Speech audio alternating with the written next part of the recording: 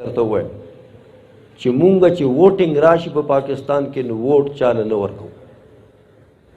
الا دا پیر ماور دا تی روټ دی کنه خدای اشتدا می لبیک تا تاریخ لبیک تو ورچولې خپل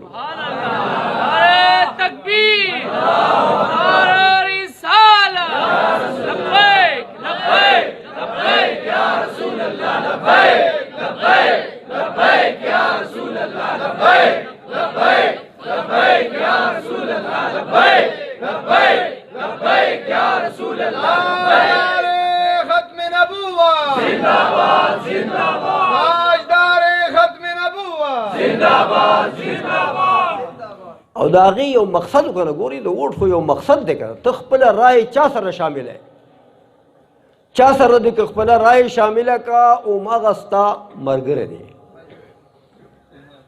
او مغستا مرګره دی دنیا کې دی مرګره دی او په قبر کې به دی بیا مرګره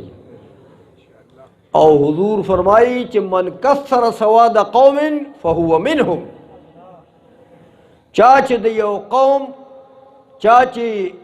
د یو سړی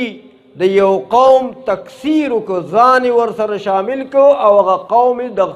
خپل ځان په شمولیت باندې زیات کو د قیامت پر ورځ حضور فرمایي دی به په دقه قوم کې پاسي چاله چې ووټ ورکوي نو په دې سوچ ورکوي چې د قیامت پر ورځ د مرګرتیا زما خوښه ده که د ده سره زما حشر وشي قیامت پر ورځ د قبر نه د په مرګرتیا کې راپاسم نو دا سړی دې قابل دی د مستقبل سوچ کوی مستقبل هغه دی ګورې دا نه مستقبل په دنیا کې خو به دا تیر شي دا هیڅ مستقبل نه دی رونو عرض مې ستاسو خدمت کې دا کو چې د دین د خدمت سوچ کوی دقیقه کې فلاح ده دقیقه کې کامیابی ده او ما خپله ګورئ زما د بعضې خلکو سره د سونو خلکو د سونو کالو تعلقات وو لیکن په خدای باور وکړه چې د حق په مقابله کې راله هغه ټول تعلقات مې پرېښودل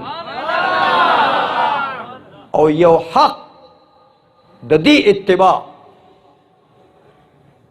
دا د استقلال په دین باندې د حق په مقابله کې که ستا پلار هم راغی